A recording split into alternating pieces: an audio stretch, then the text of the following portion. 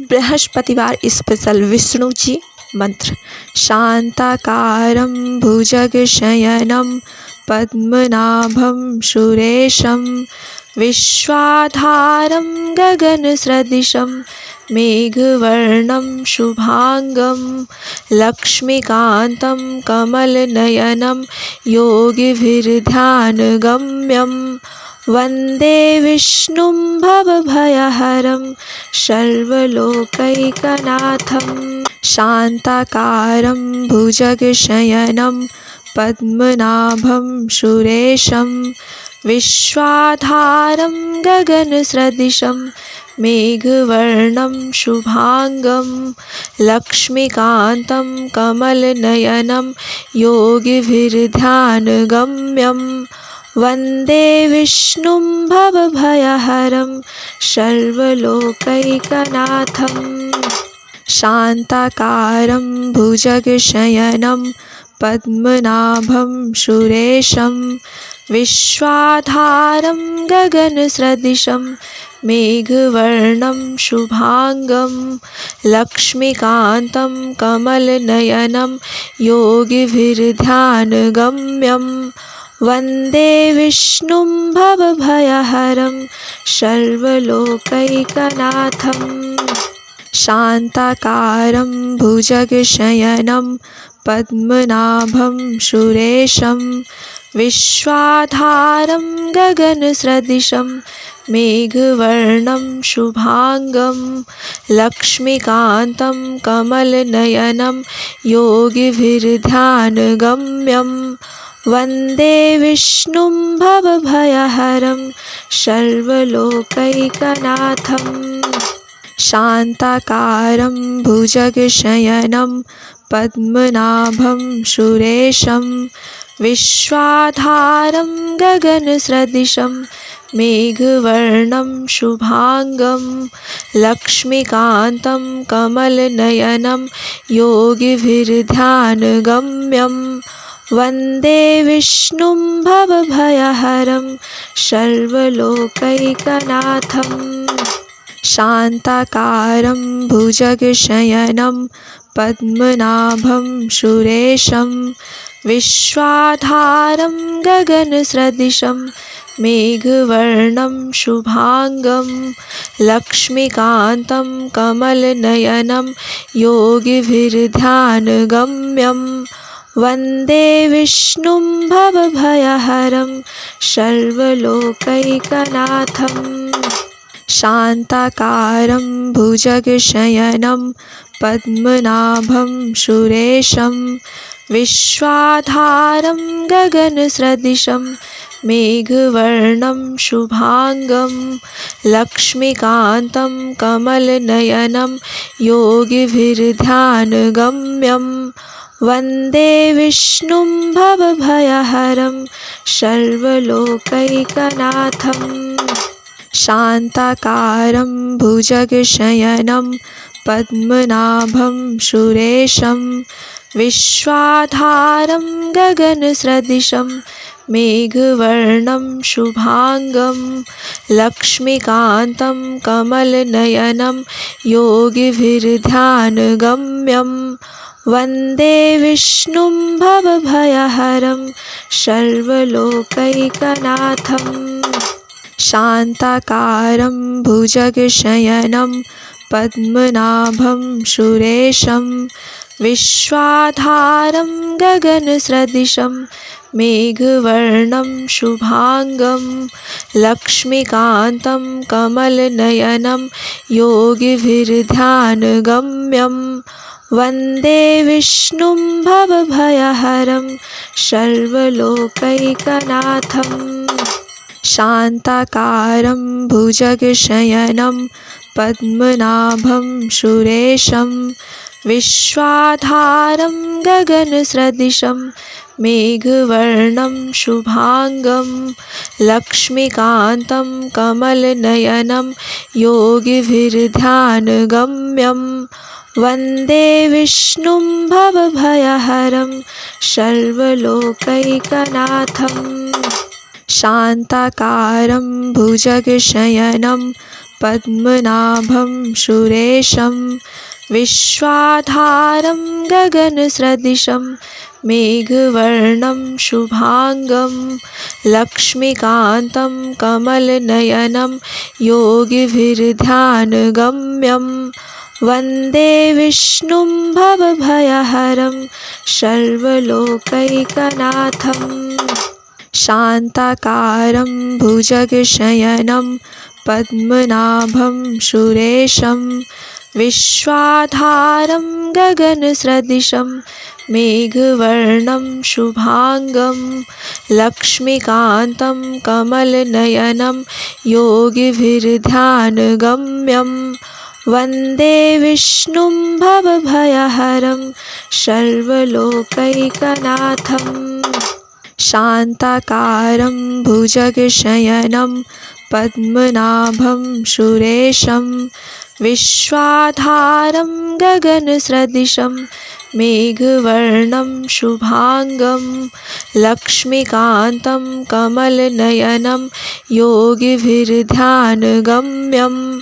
वन्दे विष्णुं भवभयहरं सर्वलोकैकनाथं शान्ताकारं भुजगशयनं पद्मनाभं सुरेशं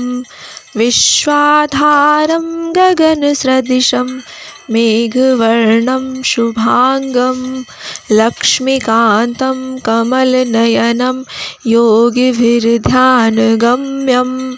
वन्दे विष्णुं भवभयहरं सर्वलोकैकनाथं शान्ताकारं भुजगशयनं पद्मनाभं सुरेशं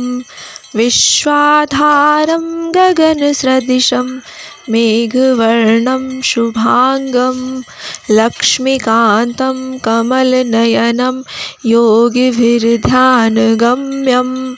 वन्दे विष्णुं भवभयहरं सर्वलोकैकनाथं शान्ताकारं भुजगशयनं पद्मनाभं सुरेशं विश्वाधारं गगनसदृशं मेघवर्णं शुभांगं लक्ष्मीकान्तं कमलनयनं योगिभिर्ध्यानगम्यं वन्दे विष्णुं भवभयहरं सर्वलोकैकनाथं शान्ताकारं भुजगशयनं पद्मनाभं सुरेशं विश्वाधारं गगनसदृशं मेघवर्णं शुभांगं लक्ष्मीकान्तं कमलनयनं योगिभिर्ध्यानगम्यं वन्दे विष्णुं भवभयहरं सर्वलोकैकनाथं शान्ताकारं भुजगशयनं पद्मनाभं सुरेशं विश्वाधारं गगनसदृशं मेघवर्णं शुभांगं लक्ष्मीकान्तं कमलनयनं योगिभिर्ध्यानगम्यं वन्दे विष्णुं भवभयहरं सर्वलोकैकनाथं शान्ताकारं भुजगशयनं पद्मनाभं सुरेशं विश्वाधारं गगनसदृशं मेघवर्णं शुभांगं लक्ष्मीकान्तं कमलनयनं योगिभिर्ध्यानगम्यं वन्दे विष्णुं भवभयहरं सर्वलोकैकनाथं शान्ताकारं भुजगशयनं पद्मनाभं सुरेशं विश्वाधारं गगनसदृशं मेघवर्णं शुभांगं लक्ष्मीकान्तं कमलनयनं योगिभिर्ध्यानगम्यं वन्दे विष्णुं भवभयहरं सर्वलोकैकनाथं शान्ताकारं भुजगशयनं पद्मनाभं सुरेशं विश्वाधारं गगनसदृशं मेघवर्णं शुभांगं लक्ष्मीकान्तं कमलनयनं योगिभिर्ध्यानगम्यं वन्दे विष्णुं भवभयहरं सर्वलोकैकनाथम् शान्ताकारं भुजगशयनं पद्मनाभं सुरेशं विश्वाधारं गगनसदृशं मेघवर्णं शुभांगं लक्ष्मीकान्तं कमलनयनं योगिभिर्ध्यानगम्यं वन्दे विष्णुं भवभयहरं सर्वलोकैकनाथम् शान्ताकारं भुजगशयनं पद्मनाभं सुरेशं विश्वाधारं गगनसदृशं मेघवर्णं शुभांगं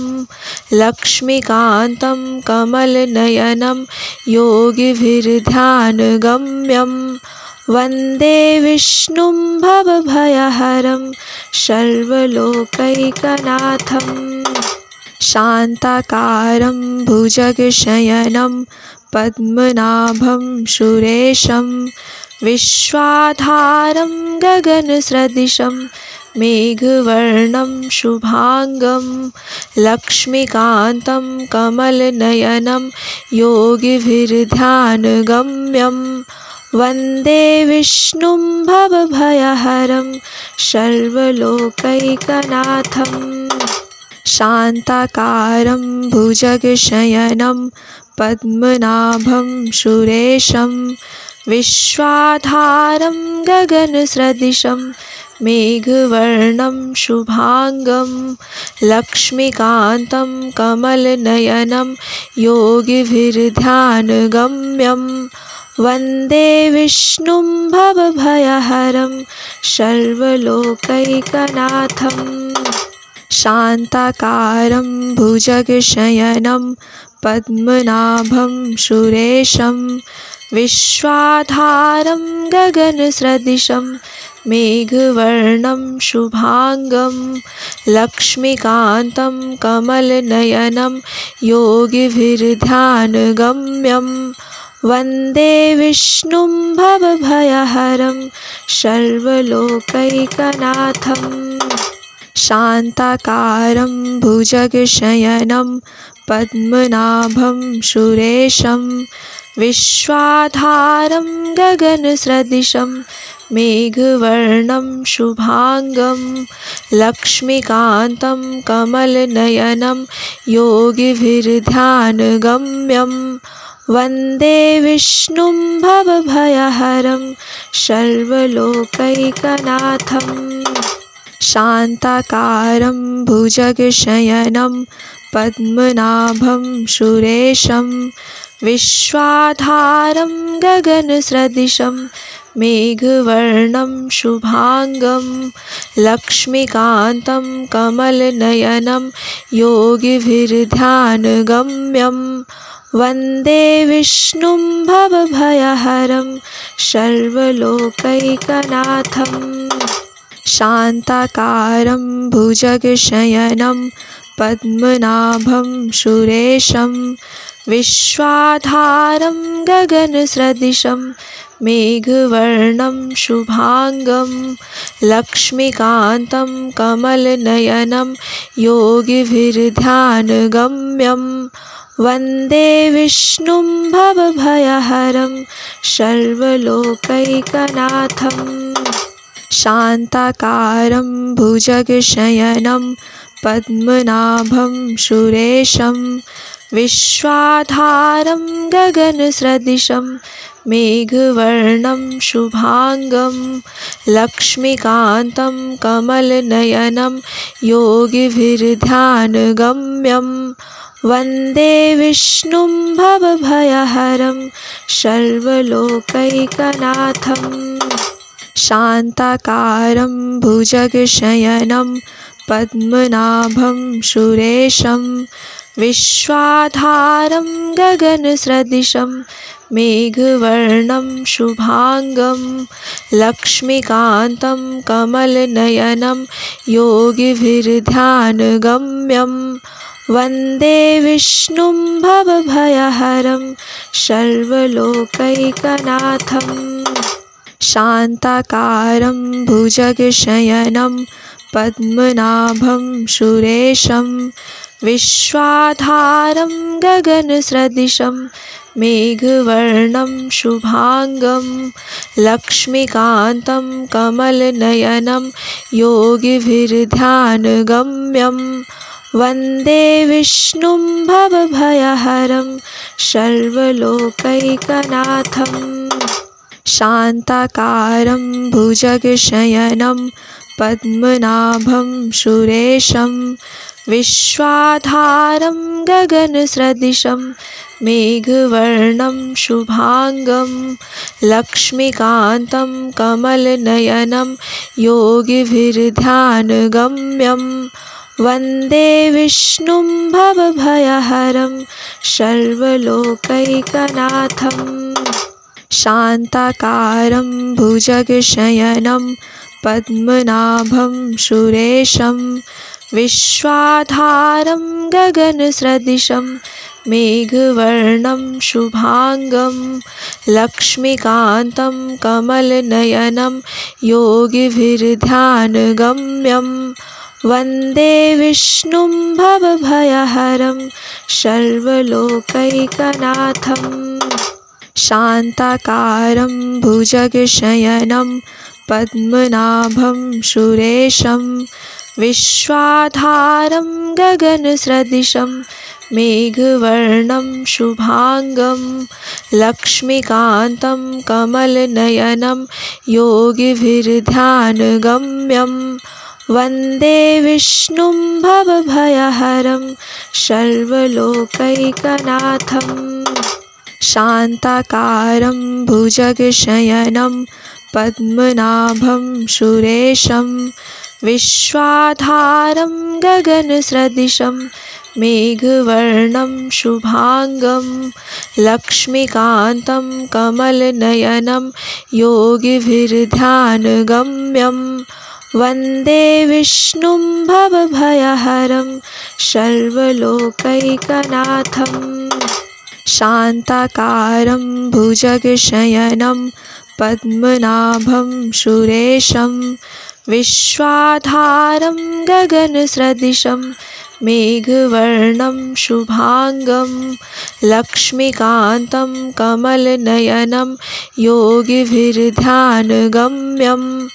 वन्दे विष्णुं भवभयहरं सर्वलोकैकनाथम् शान्ताकारं भुजगशयनं पद्मनाभं सुरेशं विश्वाधारं गगनसदृशं मेघवर्णं शुभांगं लक्ष्मीकान्तं कमलनयनं योगिभिर्ध्यानगम्यं वन्दे विष्णुं भवभयहरं सर्वलोकैकनाथम् शान्ताकारं भुजगशयनं पद्मनाभं सुरेशं विश्वाधारं गगनसदृशं मेघवर्णं शुभांगं लक्ष्मीकान्तं कमलनयनं योगिभिर्ध्यानगम्यं वन्दे विष्णुं भवभयहरं सर्वलोकैकनाथम् शान्ताकारं भुजगशयनं पद्मनाभं सुरेशं विश्वाधारं गगनसदृशं मेघवर्णं शुभांगं लक्ष्मीकान्तं कमलनयनं योगिभिर्ध्यानगम्यं वन्दे विष्णुं भवभयहरं सर्वलोकैकनाथम् शान्ताकारं भुजगशयनं पद्मनाभं सुरेशं विश्वाधारं गगनसदृशं मेघवर्णं शुभांगं लक्ष्मीकान्तं कमलनयनं योगिभिर्ध्यानगम्यं वन्दे विष्णुं भवभयहरं सर्वलोकैकनाथम् शान्ताकारं भुजगशयनं पद्मनाभं सुरेशं विश्वाधारं गगनसदृशं मेघवर्णं शुभांगं लक्ष्मीकान्तं कमलनयनं योगिभिर्ध्यानगम्यं वन्दे विष्णुं भवभयहरं सर्वलोकैकनाथम् शान्ताकारं भुजगशयनं पद्मनाभं सुरेशं विश्वाधारं गगनसदृशं मेघवर्णं शुभांगं लक्ष्मीकान्तं कमलनयनं योगिभिर्ध्यानगम्यं वन्दे विष्णुं भवभयहरं सर्वलोकैकनाथम् शान्ताकारं भुजगशयनं पद्मनाभं सुरेशं विश्वाधारं गगनसदृशं मेघवर्णं शुभांगं लक्ष्मीकान्तं कमलनयनं योगिभिर्ध्यानगम्यं वन्दे विष्णुं भवभयहरं सर्वलोकैकनाथम् शान्ताकारं भुजगशयनं पद्मनाभं सुरेशं विश्वाधारं गगनसदृशं मेघवर्णं शुभांगं लक्ष्मीकान्तं कमलनयनं योगिभिर्ध्यानगम्यं वन्दे विष्णुं भवभयहरं सर्वलोकैकनाथम् शान्ताकारं भुजगशयनं पद्मनाभं सुरेशं विश्वाधारं गगनसदृशं मेघवर्णं शुभांगं लक्ष्मीकान्तं कमलनयनं योगिभिर्ध्यानगम्यं वन्दे विष्णुं भवभयहरं सर्वलोकैकनाथम् शान्ताकारं भुजगशयनं पद्मनाभं सुरेशं विश्वाधारं गगनसदृशं मेघवर्णं शुभांगं लक्ष्मीकान्तं कमलनयनं योगिभिर्ध्यानगम्यं वन्दे विष्णुं भवभयहरं सर्वलोकैकनाथम् शान्ताकारं भुजगशयनं पद्मनाभं सुरेशं विश्वाधारं गगनसदृशं मेघवर्णं शुभांगं लक्ष्मीकान्तं कमलनयनं योगिभिर्ध्यानगम्यं वन्दे विष्णुं भवभयहरं सर्वलोकैकनाथम् शान्ताकारं भुजगशयनं पद्मनाभं सुरेशं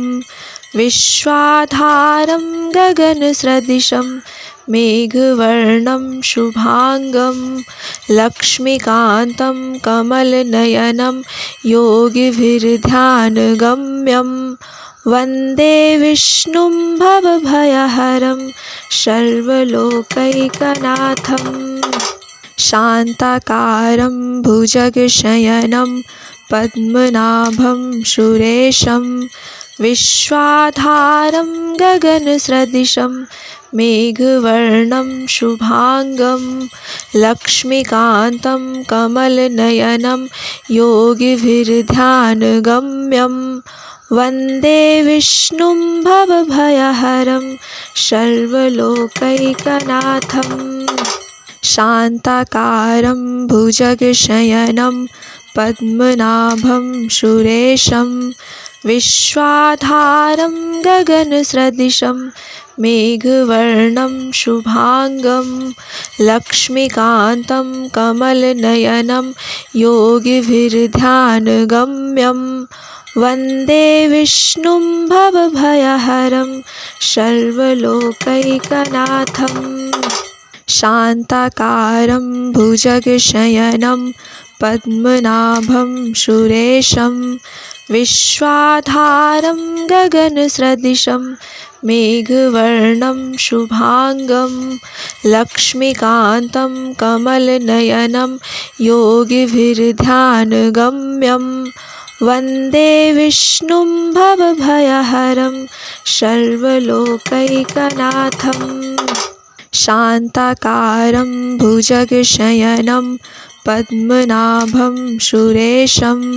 विश्वाधारं गगनसदृशं मेघवर्णं शुभांगं लक्ष्मीकान्तं कमलनयनं योगिभिर्ध्यानगम्यं वन्दे विष्णुं भवभयहरं सर्वलोकैकनाथम् शान्ताकारं भुजगशयनं पद्मनाभं सुरेशं विश्वाधारं गगनसदृशं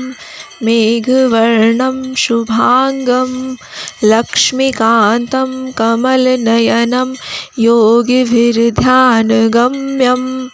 वन्दे विष्णुं भवभयहरं